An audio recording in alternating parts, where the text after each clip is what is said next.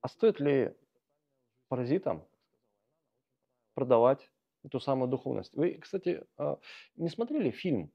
Может быть, кто-нибудь здесь есть? Смотрели фильм «Паразиты»? Фильм корейского происхождения, снят буквально несколько лет назад. «Паразиты». Про одну семью. И там прям действительно показан вот то самое, о чем мы говорим, о чем написал Мандей. Красивая экранизация. Как живут паразиты, как они думают. Им бесполезно что-то давать, они хотят все и сразу на халяву. Ну, я не буду повторять то, что говорил Мандей эти дни.